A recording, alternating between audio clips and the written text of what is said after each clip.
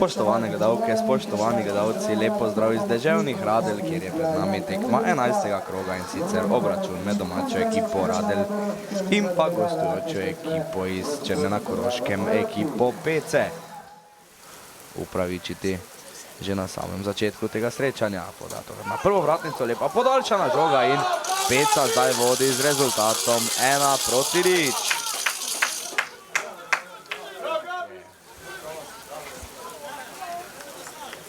Standardna situacija je bila tole, lepa podaja na prvo vratnico, podaljšana žoga.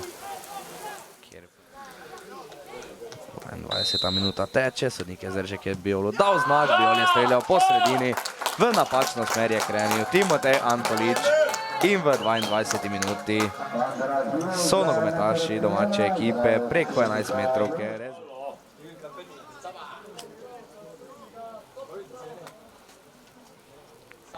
Gneča v kazenskem prostoru.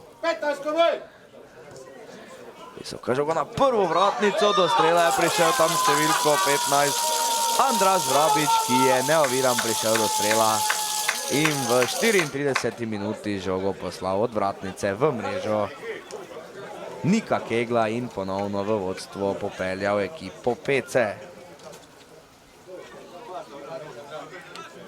Kilovi rezultat z igralcem manj proti na papirju boljši ekipi.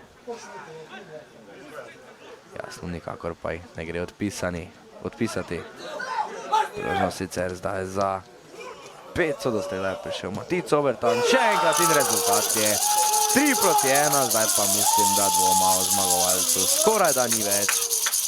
Peca vodi s 3-1 in mislim, da bo seboj iz tega gostovanja odnesla vse 3 točke.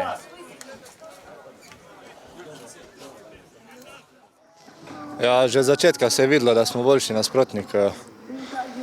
Imeli smo veliko priložnosti, ki jih sicer nismo v prvem polcajtu izkoristili.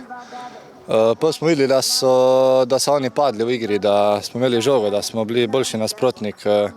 Pa mislim, da smo pol rutinirano zaključili tekmo pa zmagali.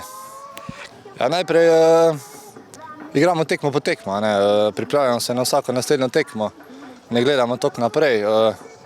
Se pravi, vsako tekmo zmagati, vsako tekmo gremo na zmago in če bomo to izpolnjevali, kar si trener zaželi, mislim, da ne bo problema in bomo zbrali veliko točno. Najprej čestitam nasprotnem moštvu NK Peci za zasluženo zmago.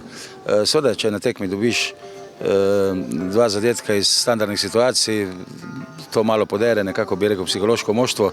Trudili smo se, približali smo se na 1-1, poskušali še na 2-1, po izključitvi pa je bilo jasno, da na današnji tekmi ne bo točk. No, pri nas je situacija taka, da včasih zaradi službenih obveznosti ali pa šolskih moramo še kar precej reširati skozi celo sezono z igralskim kadrom. Vsekakor se bo manjko igralca poznal, ampak ga bomo nadomestili z drugim.